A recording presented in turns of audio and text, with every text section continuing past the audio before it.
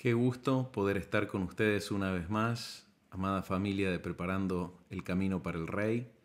Damos gracias al Señor por su misericordia, por su providencia, porque nos podemos reunir una vez más en este final de celebración del aniversario, pero simultáneamente inicio de un nuevo tiempo, un nuevo proceso sobre ustedes como congregación. Así que agradezco una vez más al Señor, a los pastores Omar y Eli por esta cordial invitación a poder compartir con ustedes, y anhelo y oro que la misericordia del Señor y la gracia del Espíritu Santo estén sobre mí para poder compartirles una palabra certera y directa en el entendimiento de este tiempo que se avecina sobre la congregación. En la charla anterior estuvimos viendo el tema de conceptos versus realidades, al menos la charla que di yo anteriormente. Esto de conceptos versus realidades, nos dimos cuenta que un discípulo de Jesucristo es alguien que logra atrapar las realidades del reino, que cuando llamamos un milagro, a un milagro le llamamos lo que es la transformación de la realidad, ¿no?, terrenal por la intervención de la realidad celestial estableciéndose en la tierra, que es realmente lo que la gente necesita, y que el reino de los cielos no consiste en palabras, sino en poder. Entonces, hoy quiero seguir trabajando sobre este tema. Quiero que veamos el tema de viviendo la realidad del reino en la tierra. Es decir, de qué manera nosotros podemos atrapar la realidad del reino, de qué manera nosotros podemos ser testigos y vehículos de parte de Dios para el establecimiento de esa realidad del reino, cuando Él nos comisiona, cuando Él nos da una instrucción, nos da una orden. Y si bien es un tema súper amplio para hablar esto, hoy al menos quiero abordar lo que yo considero es la piedra angular, la piedra fundamental de esto, y es trabajando en un pasaje que a todos se nos va a hacer sumamente familiar. Pero bueno, comencemos, ¿sí? Viviendo la realidad del reino en la tierra. Eh, Veamos aquí en Hechos 1:6 al 9, dice: los que se habían reunido le preguntaban diciendo: Señor, ¿restaurarás el reino de Israel en este tiempo? Les dijo: no os compete a ustedes saber los tiempos o las épocas que el Padre estableció en su sola potestad. Pero recibirán poder cuando venga sobre ustedes el Espíritu Santo, y me serán testigos en Jerusalén, en toda Judea y Samaria y hasta lo último de la tierra. Y dicho esto, fue alzado, viéndolos ellos, y una nube lo ocultó de sus ojos. Ellos querían saber cuándo Dios iba a restaurar el reino de Israel. Aún tenían una mente empobrecida, viendo a Dios solo batallar por Israel, no entendiendo que la finalidad de Israel era redimir a las naciones de la tierra, que en el diseño de los hijos de Jacob estaba el diseño para la restauración de las naciones de la tierra. Y ellos estaban viendo cuándo vas a restaurar el reino en Israel, buscando su liberación como nación. Pero Jesús le dijo: pero, como diciendo, a ustedes no les toca conocer el tiempo y las sazones que el Padre se ha reservado en su sola potestad. Como diciendo, a ustedes no les compete saber cuándo va a suceder esto, pero yo en cambio, ¿sí?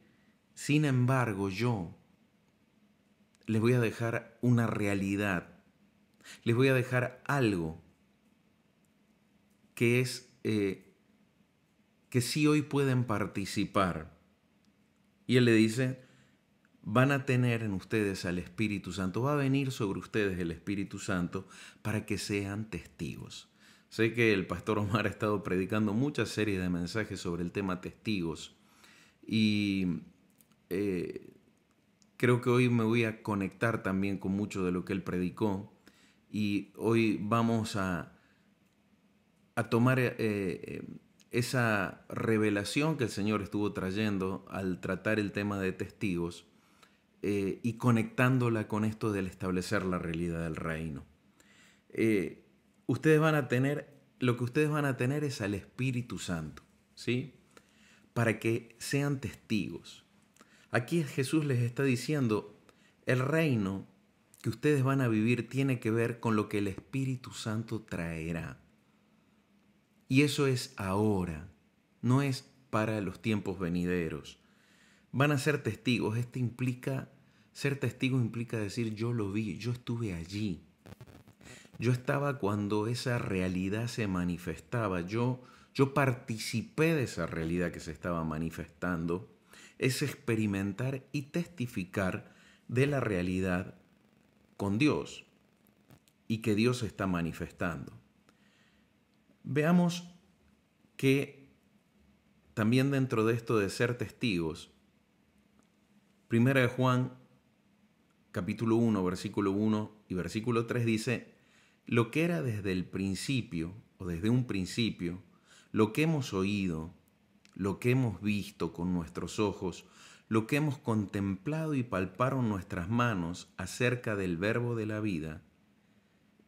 Y dice en el versículo 3, lo que hemos visto y oído, os lo anunciamos, para que también ustedes tengan comunión con nosotros, y nuestra comunión verdaderamente es con el Padre y con su Hijo Jesucristo. Acá lo que nosotros podemos ver es que ellos vivían la realidad del reino. Acá ellos testificaron y anunciaron de lo que vieron, de lo que oyeron. Es decir, básicamente ellos estaban en esa posición de testigos de haber experimentado la realidad con el Señor, de haber experimentado la realidad de Dios, y desde esa posición de la realidad vivida, de la realidad experimentada, ellos compartían, hablaban, manifestaban, predicaban. Entonces nos damos cuenta, como decíamos en el mensaje anterior, que no contaban algo que les habían dicho, no contaban simplemente algo que para ellos era una fábula. Ellos compartían de la experimentación de las verdades y la realidad de Dios y compartían desde esa plataforma, desde la revelación. Entonces ya también entendemos que cuando hablamos de revelación no hablamos de conceptos, sino hablamos de realidades de Dios que impactan nuestras vidas, nos abren el entendimiento y comenzamos a comerlas, a participar de ellas. Vimos que cuando Jesús nos quiso dejar algo en memoria de Él, nos dejó el pan y el vino, nos dejó participar de su carne y su sangre en la esfera del Espíritu, porque Él quería que participemos de sus realidades. Y aún las palabras que Él habló son espíritu y son vida, no eran simplemente palabras filosóficas. De por sí hablamos de los sofismas, hablamos de las vanas filosofías que producen engaño, y no queremos nada de eso. El reino de Dios no se compara con nada de eso, pasa por encima de toda esa verdad y esa realidad. Entonces, vemos que los apóstoles, en esa posición de testigos, compartieron de lo que vivieron, de lo que oyeron, y aún sus cartas eran inspiradas por el Espíritu Santo, pero también en función de las experiencias que ellos iban teniendo, las experiencias que el Espíritu les había hablado, lo que Dios les había compartido, las cosas que ellos habían vivido, obedeciendo el camino del Señor. Veamos entonces cómo traemos la realidad del reino a la tierra. Vamos a leer un conocido texto, y es cuando Jesús les enseña a orar a sus discípulos. Básicamente Él le está dando la herramienta para traer la realidad del reino a la tierra. Estoy hablando de la famosa oración del Padre Nuestro, ¿sí? Que en sí se ha tomado como una oración básica. Pero miren, yo me he dado cuenta a lo largo del tiempo que la gente en sí tropieza por la falta de profundidad que tuvo en las cosas básicas del reino. Las cosas básicas del reino determinan el caudal de nutrición que yo voy a recibir cuando edifique hacia arriba. Y sé que vamos a hablar del Padre Nuestro y te van a decir, pero el Padre Nuestro yo ya me lo sé de memoria y demás. La pregunta, ¿entendimos lo que Jesús nos enseñó a orar cuando nos dio el Padre Nuestro? Acá hay una estrategia de batalla espiritual, acá hay una estrategia contra el infierno tremenda en este texto para romper los cielos y traer la realidad del reino a la tierra. Pero la gente, yo recuerdo cuando estaba en la iglesia católica y yo por las noches, mi meta era orar cada vez más cantidad de Padres Nuestros antes de irme a dormir. Pero entonces decía, Padre Nuestro que estás en los cielos, santificado sea tu nombre, venga a nosotros tu reino, Padre. Y era como un lorito, como los gentiles que creen que por su palabrería van a ser oídos. Ahora, en mi corazón yo quería agradar a Dios y sé que Dios vio ese corazón antes que escuchar mi ametralladora de Padre Nuestro. Entonces, a ver, veamos qué dice este texto. Ustedes pues oren así: Padre nuestro que estás en los cielos, santificado sea tu nombre, venga tu reino, hágase tu voluntad, como en el cielo, también en la tierra. Miren, solo nos vamos a mover en la introducción del Padre Nuestro.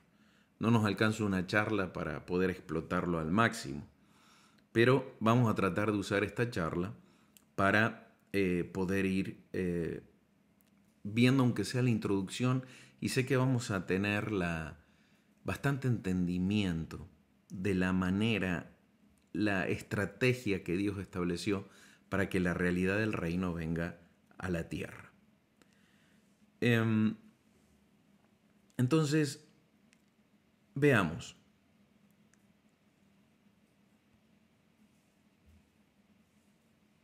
La primera palabra con la que comienza es Padre. ¿Sí? Comienza diciendo Padre. Esto nos trae una revelación de por sí, que la posición que yo debo adoptar ante un padre es hijo. Jesús dijo, yo les he revelado el nombre de mi Padre, el nombre de Dios. ¿Cuál fue el nombre que Él nos dio? Habló del Padre. Israel vio a Dios como un Dios, no lo pudo ver como un padre, por lo cual no se comportaron como hijos. David pudo ver a Dios como padre y eso fue su blindaje y cobertura contra el rechazo de la casa de Isaí, de sus hermanos, de considerarlo inferior, de olvidarlo cuando el profeta lo viene a ungir y no presentarlo porque el padre daba por descartado que David no era. David fue, siendo que estaba el mandamiento de amarás al Señor tu Dios con todo tu corazón, con toda tu alma y con todas tus fuerzas, David fue uno de los primeros que escribió te amo. Te amo, oh Jehová, fortaleza mía. Jehová, roca mía y fortaleza mía. David había descubierto ese vínculo con el Padre, por lo tanto él tuvo acceso a manifestaciones de Dios que pocos habían tenido y una intimidad para acceder a escuchar con una conversación entre el Padre y el Hijo en los lugares celestiales. Cuando dijo mi Señor a mi Señor, siéntate a mi diestra. Entonces miren qué tremendo, ¿no? Entonces esto comienza diciendo Padre. La pregunta es, ¿vemos a un Dios con un garrote en la mano esperando que nos equivoquemos para golpearnos? ¿Servimos a Dios por miedo a las consecuencias que pueda traer a nuestras vidas el desobedecerlo? Eso, si es así, somos esclavos, no hijos. El esclavo tiene miedo de su señor. El esclavo funciona preservándose a sí mismo. Obedece porque sabe que si no lo matan. Obedece porque sabe que si no le quitan la comida. Obedece porque sabe que si no lo azotan. Y si bien Dios nos ha dado el temor de Dios para que andemos en sus caminos,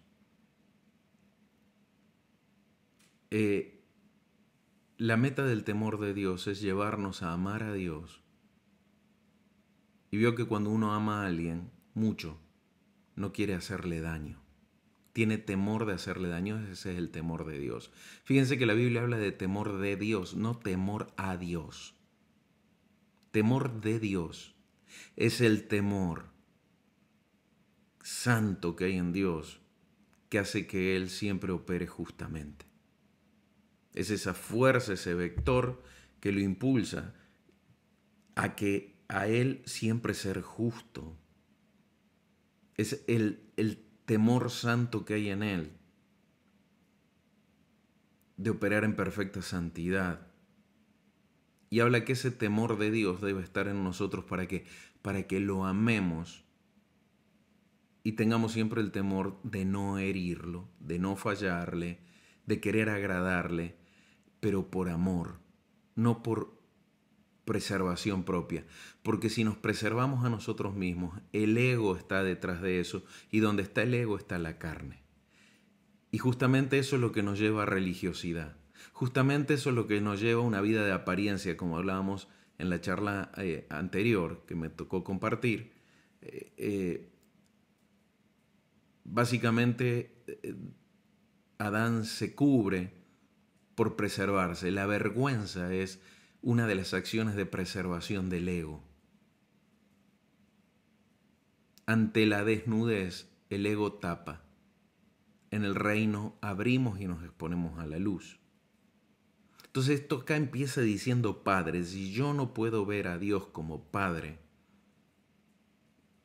yo no puedo traer la realidad del reino en toda su plenitud.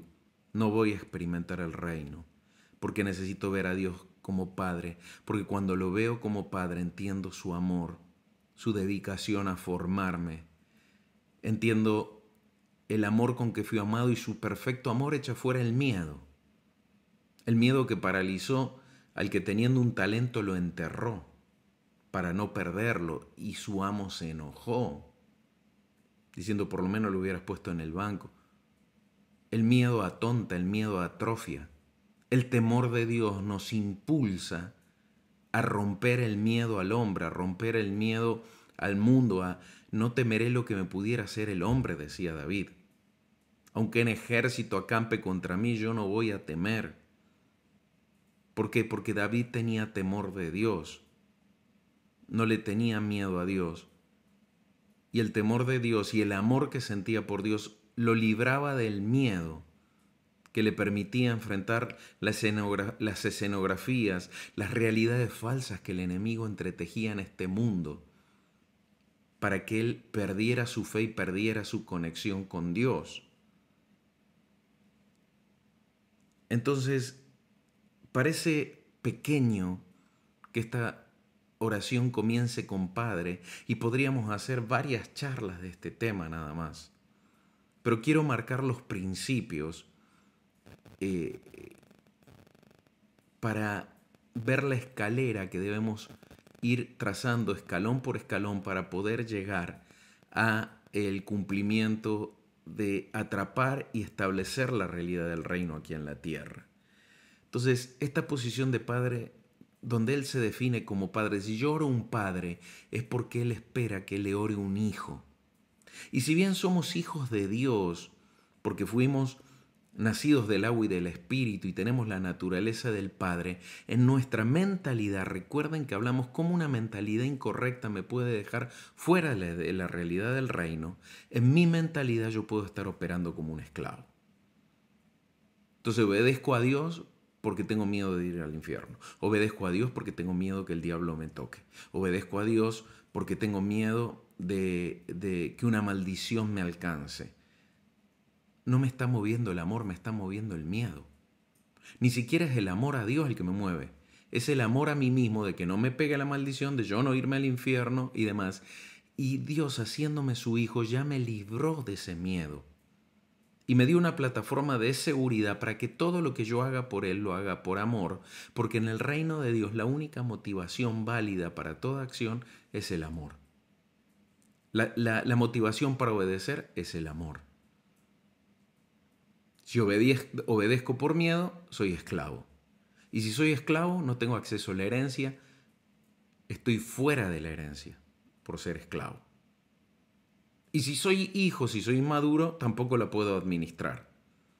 Entonces, cuando hablamos de atrapar la realidad del cielo, hablamos de que Dios espera que nos presentemos como hijos maduros, hijos que crecieron, que usaron la plataforma de su genética, de su dádiva, para hacer madurar y poder estar en los negocios del Padre y tener acceso al conocimiento de los propósitos del Padre y ser entendidos en la administración de las cosas de su reino, responsables.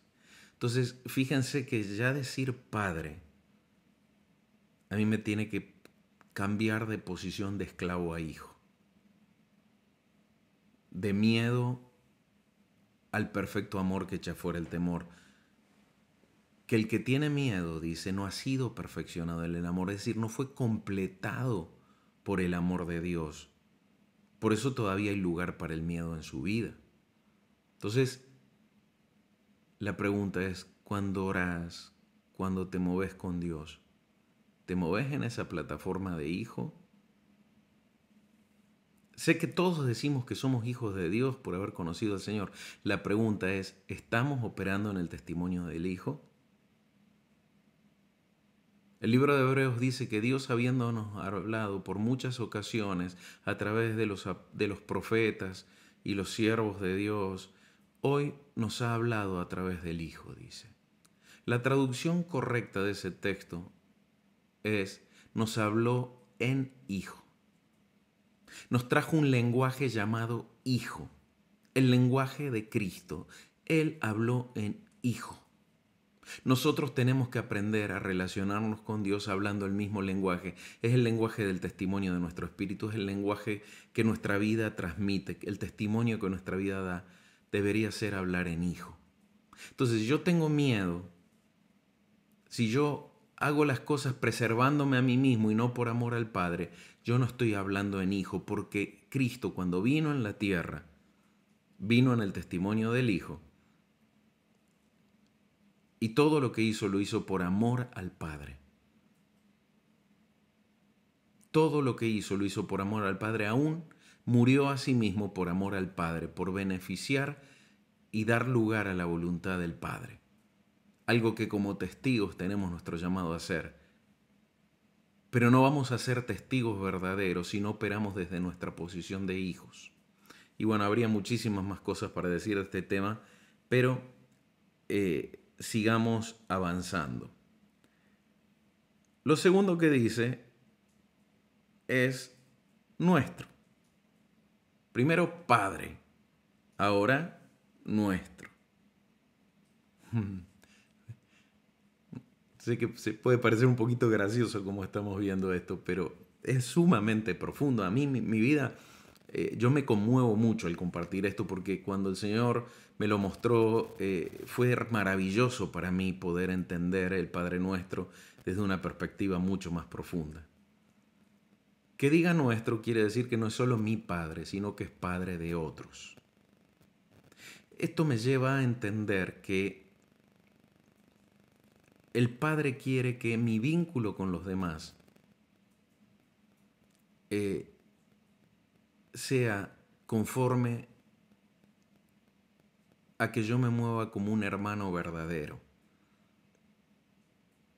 Si Él es mi Padre, entender que es Padre de muchos hace que yo me vincule con mis hermanos, entendiendo que para decirle nuestro yo tengo que formar parte de una hermandad y de una comunidad que no puede ser solo mi Padre. Jesús podría haber dicho, Padre mío que estás en los cielos. Sin embargo, dice Padre nuestro.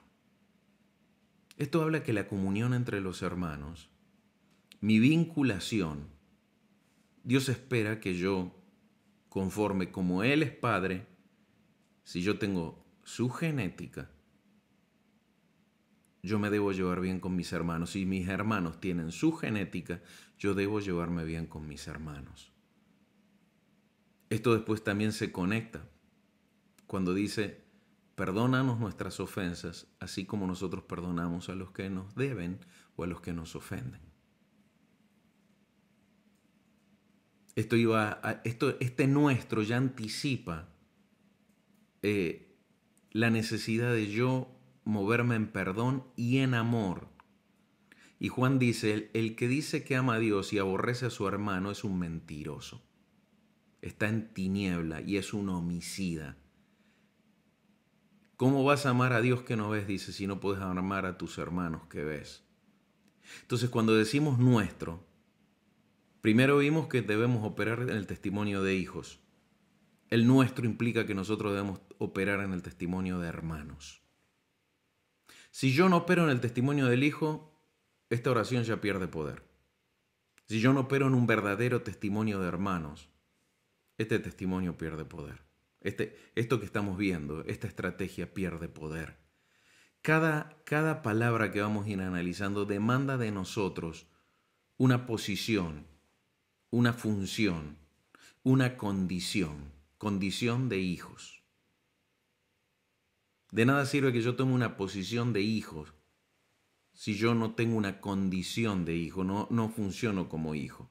Puedo ocupar la cama de un hijo y estar durmiendo como un esclavo y teniendo miedo como un esclavo. Que ocupe una posición no significa que tenga la condición. Condición más posición me permite ejercer la función. Funcionar como un hijo. En el corazón de un hijo. Disfrutando como un hijo disfruta. Viviendo con el Padre como un hijo vive. Sin duda que hay una dimensión de Dios que además Él es Rey. Ahí es donde viene la justicia, es ahí donde sí viene que Él ha asignado diferentes autoridades y funciones con diferente peso dentro del cuerpo. Pero acá Jesús lo presenta como Padre. Si yo no lo puedo ver como Padre, lo voy a ver, me va a costar mucho funcionar en Él como Rey y bajo su reino. Porque lo voy a desfigurar, lo voy a ver como un autoritario, como un déspota, como o alguien que da órdenes y me dice que no esto y sí aquello y demás. Y si yo no entiendo que Él primeramente es Padre antes que Dios, escuchen lo que les voy a decir. Yo tengo un Padre que además es Dios. No es que tengo un Dios que además es Padre. Jesús dice, yo les he revelado el nombre. Los antiguos estaban que Jehová, que Yahvé, todavía no sabemos bien cómo pronunciar si es Jehová, Yahweh. Todavía no sabemos nosotros. ¿Por qué? Porque el idioma hebreo original no tenía vocales y en Babilonia se perdió prácticamente el lenguaje hebreo original después de la cautividad siria y babilónica que Israel y Judá viven. Fue prácticamente borrado y los eruditos que después de 70 años en Babilonia se reúnen ya no tenían la claridad. Encima después los masoretas por allí en el siglo IX, X, XII toman los manuscritos hebreos y ellos hacen transcripciones agregándole vocales, pero a lo mejor ya se altera mucho todo eso. Pero bueno, no me quiero meter en ese tema. Como sea. Y Jesús viene y Él habla Padre. El nombre que ni siquiera le reveló a Moisés. El nombre que ni siquiera le reveló a otros profetas. Él lo preservó para que se necesitaba el lenguaje hijo para que se pudiera entender cómo es el Padre. Porque Jesús le dijo, el que me ha visto a mí ha visto al Padre, ha visto al que me envió. Y allí uno de los discípulos agarra y le dice, Señor, muéstranos al Padre y nos basta. Y le dice, pero ¿acaso no te he dicho? ¿No te ha bastado todo lo que has vivido? Todo lo que has visto en mí es del Padre porque yo soy hijo del Padre. Todo lo que está en Él está en mí y lo que yo he hecho no es propio, sino del Padre. Es decir, Dios tuvo que esconder su nombre hasta la venida del Hijo. Y que Él nos hable de nuestro Padre nuestro, Jesús. Está diciendo que Él se presenta como el mayor de los hermanos también. Él comparte su Padre con nosotros. Esto nos quita también del egoísmo. Todos decimos mi pastor, mi congregación. No, tu pastor además es pastor de un montón de otra gente. Tu congregación no es tuya nada más, además la congregación de otros. Ese mí que tenemos lo tendríamos que cambiar por nuestro. Porque en realidad el Padre nos hizo participantes a todos de su realidad.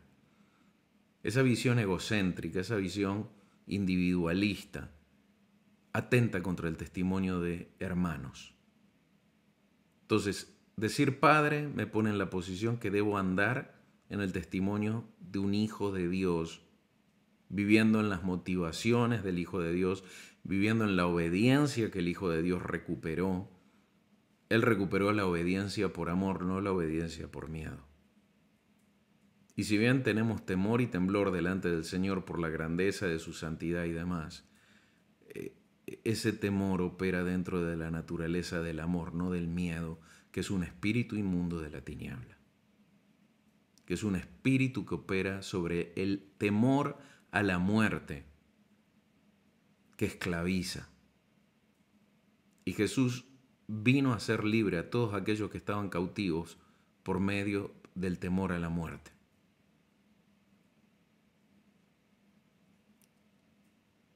Entonces, debemos funcionar como hijos.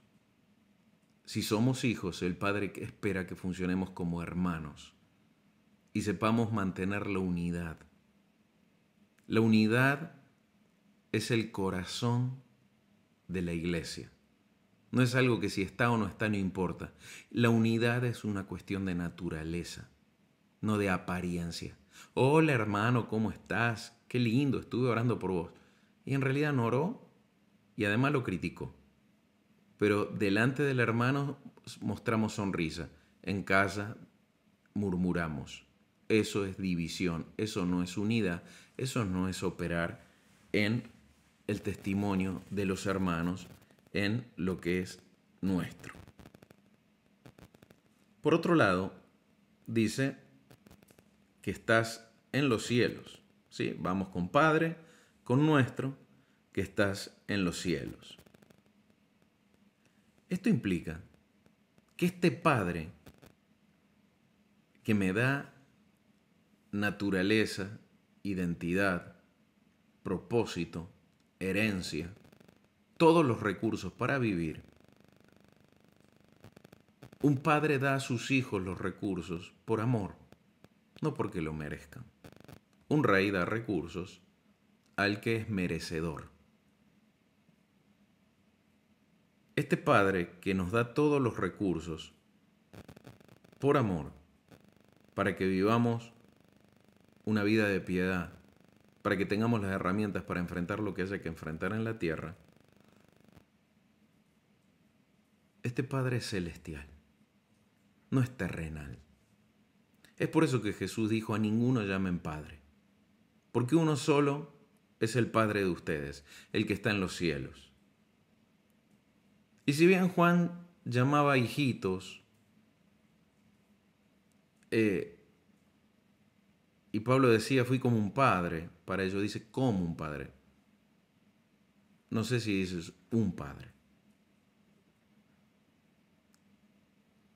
Y que Juan llame hijito no significa que ellos lo tenían que llamar padre a él. Y que alguien sea como un padre para nosotros simplemente es un testigo para manifestar la paternidad de Dios sobre nosotros. Pero Jesús dijo, a ninguno llamen Padre aquí en la tierra, porque uno solo es el Padre de ustedes, el que está en los cielos. Que Él sea mi Padre implica que es mi fuente. Y este Padre además es celestial, por lo tanto la naturaleza que yo porto y la mentalidad que debo portar es celestial, no terrenal. Quiere decir que es el Padre el que me forma, el que me educa, es la educación del cielo está sobre mi vida, para que yo aprenda a funcionar celestialmente, para que yo aprenda a funcionar celestialmente. ¿Se dan cuenta? Quiere decir que yo tengo que tener una mentalidad celestial. Quiere decir que yo debo no funcionar en una mentalidad terrenal. Esto implica que debo renovar mi mente. Tiene mucho que ver con lo que hablamos en la charla anterior. La renovación del entendimiento, esa metanoia, ese arrepentimiento, ese metanous, ese cambio de mente, esa transfiguración de la mente. Yo la necesito tener porque mi Padre es celestial y Él quiere que como hijo yo opere celestialmente. Jesús dijo, yo soy de arriba, ustedes son de abajo, le decía a los gobernantes romanos. No pueden entender mi reino porque mi reino es de arriba, ustedes son de abajo. Ahora, cuando Jesús habla con Nicodemo y le dice es necesario que nazcas de nuevo, la traducción literal de ese texto es necesario nacer de arriba. Que nazcas de arriba. Eso tiene que ver con ser hijos. Nazco de arriba. Al nacer de arriba quiere decir que si mi Padre está en los cielos, yo también debo estar posicionado en los lugares celestiales, yo también debo operar desde una identidad celestial. Esto también a mí me conecta con que mi origen no es el vientre de mi madre, mi origen es el Padre y mi origen es celestial. Cuando nací en esta tierra, el pecado se instaló en mi cuerpo y apagó mucho de la eternidad que mi espíritu traía al momento del nacer. Pero en realidad mi origen es eterno, mi origen es el Padre. Y cuando Él me introdujo en su vida eterna, Él me introdujo justamente en mi origen, en el libro en el que están escritas todas las cosas acerca de nosotros, sin que ninguna de ellas luego falten. Aún Él escribió nuestro propósito. Meticulosamente nos diseñó para el cumplimiento de ese propósito. Entonces, celestial implica que yo entiendo que mi origen es de arriba. Yo no soy de este mundo. Yo estoy en este mundo, pero yo no soy, no le pertenezco, no ando en las metodologías, ni formas, ni maneras de moverse de este mundo. Ante la desnudez no me tapo con hojas de higuera, me expongo y desgarro mis vestiduras delante de Dios como lo hizo David cuando es confrontado por el profeta Natán. Desgarró sus vestiduras, se puso en una condición de mayor desnudez lejos de querer tapar. Esa es la reacción de un hombre con mentalidad de reino. El reino reacciona muy diferente al mundo. El reino opera en principios muy diferentes al mundo. El mundo ha sido creado en torno a la plataforma de la rebelión de Lucero y del miedo de la caída. El hombre dice, tuve miedo. El miedo edificó el sistema del mundo. Es por eso que es tan terrible de que no hayamos sido perfeccionados en el amor y que el miedo nos gobierne, porque el miedo te va a querer conectar con el mundo. La desobediencia te va a querer conectar con el príncipe de la potestad del aire que gobierna sobre los hijos de desobediencia. Obedecer a Dios implica ser hijos, ser hermanos, operar en un testimonio y una naturaleza celestial que deja atrás al viejo hombre y toda su corrupción. Interesante, ¿no? ¿Les parece? Qué impresionante la profundidad. Qué impresionante la profundidad que hay en la realidad de este Padre Nuestro. Jesús no les venía a enseñar a hablar con palabrería. Jesús le venía a enseñar a que ellos oraran y se metieran en las realidades de la oración que oraban, buscaran atrapar esas realidades al orar. Entonces, vemos que estás en los cielos y después dice, santificado sea tu nombre.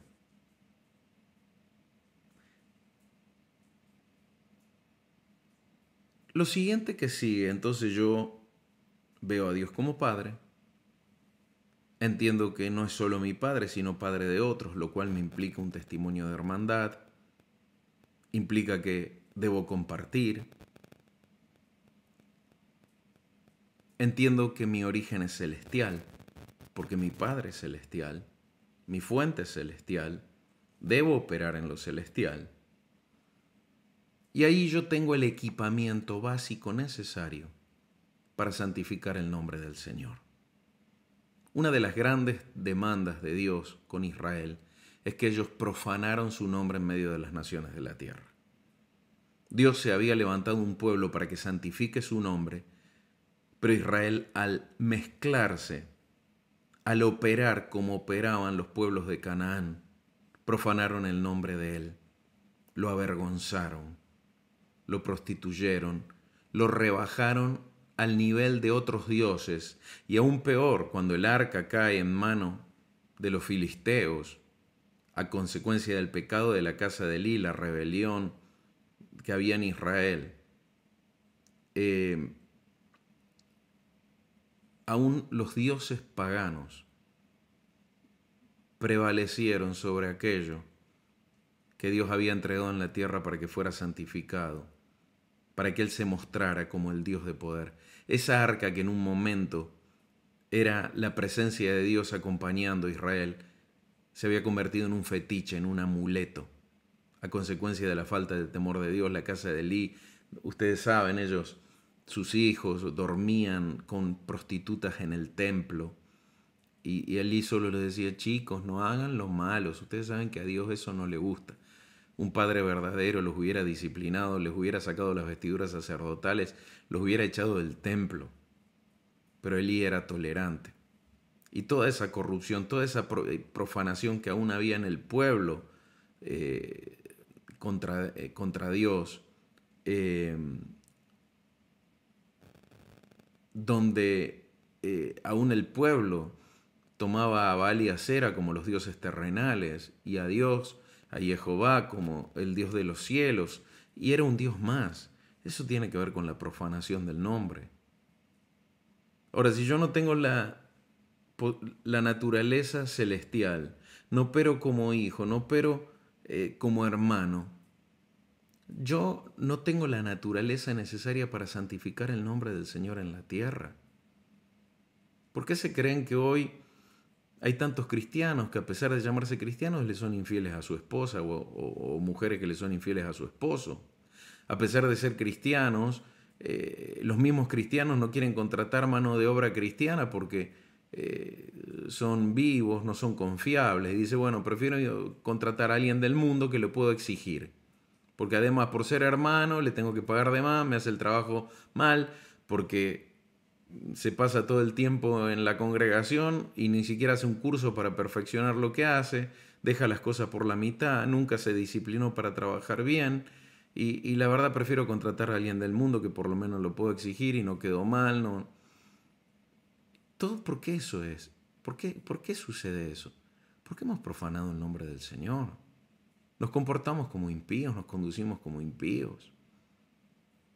A veces hay moralistas que tienen mejor testimonio que personas cristianas, personas que son moralistas, no creen en Dios y demás, pero tienen principios de vida, son moralistas, pero son más fieles en el cumplimiento de lo que creen que los propios cristianos, amados.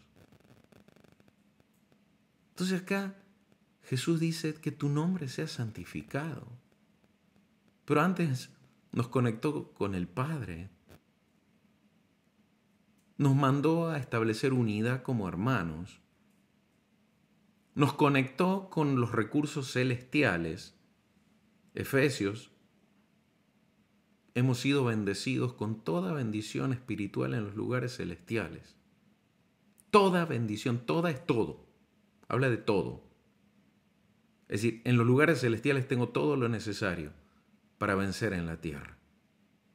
Pero si yo no soy celestial, no puedo tener acceso a eso. Si yo no tengo una mentalidad celestial, si yo no entiendo, no tengo revelación de quién soy en torno a la revelación de Dios, y no en torno a lo que el mundo me dijo que soy, lo que mis padres me dijeron cuando me decían tonto, cuando me decían o me adulaban, lo que fuere que mis padres me dijeron, yo no puedo dejar que el mundo defina mi identidad. Si mis padres hablaron de parte de Dios, gloria a Dios, que formaron mi identidad de parte de Dios. Pero si mis padres no entendían lo que Dios quería, ellos no tenían luz para entender para qué Dios me creó. Entonces acá, la santificación del nombre requiere de lo anterior. No voy a tener autoridad para santificar el nombre del Señor si yo no puedo operar como hijo de mi Padre, en el testimonio del Hijo, entendiendo que aún la palabra que dice que fuimos nosotros, que el espíritu de adopción recibimos, esa palabra adopción está mal traducida. Tendría que decir el espíritu que nos hace ser hijos, el espíritu que nos da la naturaleza del Hijo. ¿Por qué? Porque la adopción, al menos terrenal, y es como la gente lo lee y lo entiende, la adopción es que sí, yo soy hijo de una persona que me adopta, pero biológicamente no lo soy. Y Dios, cuando nos adopta, nos da su naturaleza, Él nos introduce a su vida eterna, Él me hace hijo. Verdaderamente, genéticamente soy su hijo. Genéticamente tengo su sangre en el espíritu. Y la adopción no hace eso. Es incompleto lo que plantea hablar del espíritu de adopción por el cual clamamos Abba Padre. Es el espíritu que me transforma, haciéndome nacer de arriba y haciéndome ser plenamente hijo de Dios, tal como Cristo lo es y lo fue. Entonces yo necesito de eso para santificar el nombre del Señor, si no, ¿qué van a hacer mis obras? Obras muertas, apariencia de pureza, apariencia de piedad. Y Pablo le enseña a Timoteo que el espíritu de apariencia y de piedad iba a ser uno de los espíritus más terribles que iban a afectar a la iglesia en los postreros tiempos. ¿Por qué? Porque la gente iba a tener apariencia de piadosa, pero por dentro iban a ser homicidas, adúlteros, mentirosos, amadores de sí mismos, amigos del dinero, irreverentes con los padres, bueno, un montón de características que él habla. Entonces Dios no quiere que nosotros tengamos una apariencia, Dios quiere que nosotros tengamos una realidad. Pero ya entenderá por qué la gente no puede santificar el nombre del Señor. Porque primero no lo ve como Padre, después que no lo ve, no tiene una conducta como hermano, porque si no tiene la naturaleza del Padre, ¿cómo puede relacionarse con los hermanos? Menos van a entender que tienen un origen celestial, y yo no puedo tener acceso a las cosas celestiales si primero no amo a mis hermanos y no amo a Dios. Y si no tienen acceso a lo celestial, a los recursos celestiales, a todas esas bendiciones celestiales, están igual que un judío que tenía la ley. Ese acceso a las cosas celestiales por lo cual Cristo murió, dice, llevó cautiva la cautividad, descendió a lo profundo de la tierra y dio dones a los hombres. Tuvo que descender para dar dones, para dar bendiciones en el lugar celestial, para que todos tengamos acceso a lo que Él tuvo acceso. Entonces, amados, ya entenderán por qué es tan difícil a la gente santificar el nombre de Dios. En realidad esto tiene que ver con que no portan la naturaleza ni el entendimiento de hijos ni de hermanos, ni acceso a los lugares celestiales, los recursos celestiales. Por eso no tienen capacidad de santificar el nombre del Señor siendo justos, operando como hijos del Padre, hermanos, bajo la filiación de ese Padre, un Padre celestial, que nos hace vivir como celestiales en medio de la tierra, por lo cual podemos ser luminares en medio de este mundo. Entiendo que como congregación es muy importante que ustedes pasen por un proceso de examinar cuáles de estas realidades se participa o cuáles no. Cada uno como miembro debe verlo. Nosotros nos examinamos severamente en torno a todo esto. Y de por sí continuamente trabajamos estos temas, porque yo no les estoy predicando desde la posición del que ya lo alcanzó todo, pero si nosotros no nos hubiéramos, al menos como casa, desarrollado en el entendimiento y el experimentar y el transformar nuestra mente y renovar nuestro entendimiento conforme a la revelación de cómo Dios ve las cosas desde el cielo, para nosotros verlas desde la misma perspectiva y atacar los problemas desde la misma perspectiva y tener las reacciones celestiales, no terrenales, frente a las realidades y las circunstancias difíciles que nos puedan tocar enfrentar, nos hubiéramos quedado trabados. Pero aún así no es que hemos alcanzado la medida perfecta. Seguimos, proseguimos, avanzamos. Vemos que recién una vez que santificamos el nombre del Señor, podemos hablar de venga tu reino. Es decir, todo esto es la condición que nosotros debemos ir adquiriendo para que el reino pueda venir a nosotros. El reino de Dios ya está entre nosotros, ya vino desde Cristo, el reino de Dios está en la tierra. Aún la gloria del Señor está sobre la tierra. Lo que pasa es que no hay conocimiento de la gloria del Señor. Aún del mismo modo, el reino está sobre la tierra. Lo que necesita el reino es poder entrar en nosotros, transformar nuestras vidas, para que nosotros podamos establecer el reino a través en la tierra. Entonces, que venga el reino a mi vida implica que ese trabajo que hicimos previo nos lleva a entrar al reino a través de muchas tribulaciones, nos lleva a pelear por la fe, ir venciendo primero en nuestro interior lograr ser hijos, es decir, lograr operar en la revelación de lo que es el hijo, de lo que es ser hermano, de lo que es santificar, de ser celestial, lo que es santificar el nombre del Señor, me lleva a tener la mente, la apertura, el entendimiento para que el reino me rodee y yo ya empiece a vivir bajo las leyes del reino aquí en la tierra. El reino es la atmósfera donde todo lo que el Señor habló funciona y se cumple. Es como el agua que necesita el pez para moverse con total libertad porque tiene un diseño para operar en el agua. Es allí donde yo, si reprendo, los demonios se sujetan. Es allí donde, si desato en la tierra, es desatado en los cielos. Es allí donde yo empiezo a ver una autoridad, un poder, una manifestación. Un Dios realmente, puedo vivir ese Emmanuel, Dios con nosotros. Puedo vivir ese Dios en mí. Y ese Emmanuel, ese Dios con nosotros. Puedo vivir esa transformación de atmósferas, esa transformación de realidades. Ahí es donde viene el reino. Ahí es donde el reino logra manifestarse. Es allí donde el reino se convierte en realidad y no en un concepto, no en algo que va a suceder cuando yo me muera. No, yo vivo ya el reino aquí, ahora. Y es acá donde estamos entrando mucho en lo que fue la predicación de la charla anterior de conceptos versus realidades. El venga tu reino trae directamente conectado el que se haga su voluntad. El reino trae la atmósfera para que la voluntad de Dios se pueda manifestar. Yo es ahí donde recién empiezo a operar verdaderamente como un testigo. Yo tengo la atmósfera, el Padre está en mí, el Hijo está en mí, está el Espíritu. Él manifiesta sus obras a través de mí y logra establecer su voluntad, hacer su voluntad, no solo en mi vida, sino en aquello a lo que Él me envía. Ahora miren qué tremendo, cómo la ignorancia de las cosas anteriores, ustedes estarán entendiendo por qué la iglesia no tiene poder.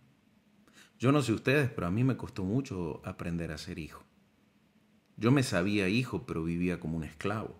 Tuve que romper con muchas ataduras de religiosidad, de miedo, de cosas que se me habían inculcado, de mentalidades, de por sí porque yo no sabía bien lo que era operar en hijo, sabía lo que era operar en esclavo.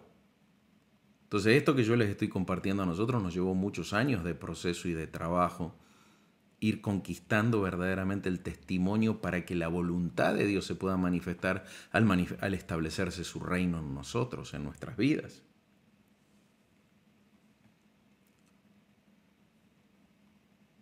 Por último, como en el cielo, también en la tierra. ¿Esto qué nos muestra? Que es la manera de que el cielo se establezca en la tierra. Con la transformación de el reino viene, se hace la voluntad del Señor, se transforma la realidad y el cielo viene y desplaza la realidad de la tierra. Eso es lo que queremos. Finalmente tenemos la realidad del cielo manifestándose aquí en la tierra. Entonces, amados, si bien podríamos profundizar mucho más, creo que hemos llegado al entendimiento. El Espíritu de Dios seguirá enseñándoles. La unción nos enseña todas las cosas. Seguiré enseñándoles y trabajando esta palabra en cada uno de ustedes. Al compartirles esto, le estoy compartiendo las llaves, o al menos una de las llaves que nosotros encontramos, para salir de la esterilidad de la religiosidad, para salir de la esterilidad de querer pero no poder, de anhelar y no alcanzar un montón de cosas.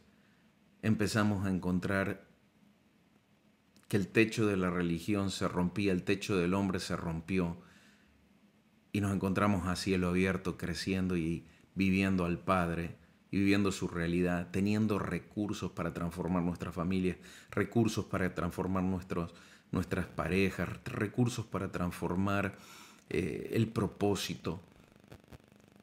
Salimos del bla bla para entrar en el poder, es decir, a ver, si creo algo se tiene que manifestar. Si creo algo, la realidad, tarde o temprano, después de un tiempo de gestación, se tiene que manifestar. Ese fue nuestro empezar a creer y fue nuestro empezar a ver al Señor haciendo sus obras, porque no era mi poder el que se manifestaba, era el poder de Dios, era el Padre. Pero el Padre se podía mover porque encontraba la atmósfera de reino, encontraba en nosotros el corazón de hijos, de hermanos, de personas celestiales, que santificábamos su nombre, encontraba los elementos necesarios para que Él pueda establecer su voluntad y traer el cielo a la tierra. Y si bien aún hay dimensiones que no hemos explorado, hemos visto y oído y comprobado que el reino de los cielos está aquí en la tierra y es lo que nos sustenta, nos da vida, nos sostiene, es lo que da crecimiento continuo mientras dormimos. Dice que a los que Él ama, mientras duermen, les da las cosas. Pero que el hombre terrenal, con mentalidad terrenal, se levanta muy temprano, se acuesta muy tarde, come pan de dolores.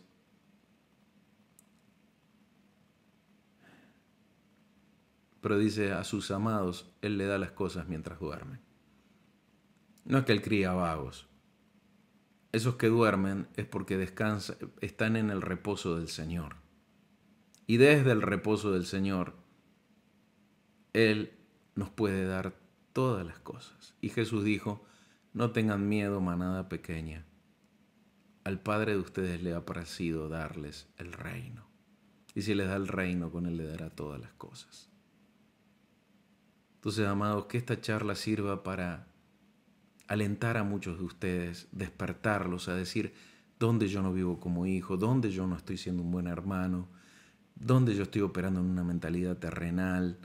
¿Dónde yo no estoy santificando el nombre del Señor? Hablé justo del área laboral. Para mí es el área de mayor ignorancia del cristianismo hoy y de peor testimonio. Donde yo no estoy pudiendo atrapar tu reino. De por sí tendríamos que ver que cuando sabemos cuál es la voluntad de Dios y no la podemos cumplir, muy simple, fallaron los pasos anteriores. Es tremenda la revelación y el mapa que nos trae el Padre Nuestro para ver dónde nos perdimos, dónde yo me estoy perdiendo que no logro funcionar. Así que, Padre, oro que nos entregaste al comprender todas estas realidades que reflejan esta preciosa oración de Jesús, donde nos mostró el camino para la manifestación del reino y el establecimiento del cielo en la tierra. Oro que mis hermanos reciban lo que nos diste y que puedan liberar ese amor, liberar esa pasión de búsqueda, de piedad, tratando de atrapar todas estas realidades que hablamos. Yo te agradezco, Señor, que nos permitiste estar juntos y compartir esta palabra. Que esta palabra produzca un sello al finalizar este séptimo año, esta celebración de séptimo año, aunque comienza. Después del cumplimiento de este 7, comienza este nuevo tiempo sobre esta congregación.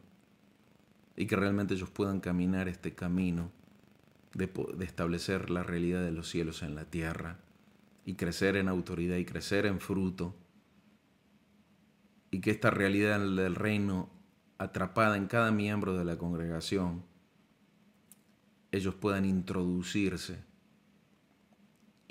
discípulos en esa realidad para que sean transformados también, sean hijos del Padre.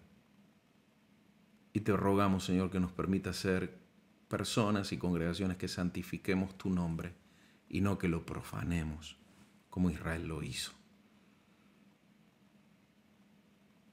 Que realmente tu voluntad buena, agradable y perfecta la podamos comprobar, la podamos experimentar, la podamos vivir en todas sus dimensiones para gloria de tu nombre. Amén. Bueno, amados, llegamos al final de esta charla, pero seguimos unidos en el Espíritu, trabajando dentro de este mismo reino en el que estamos.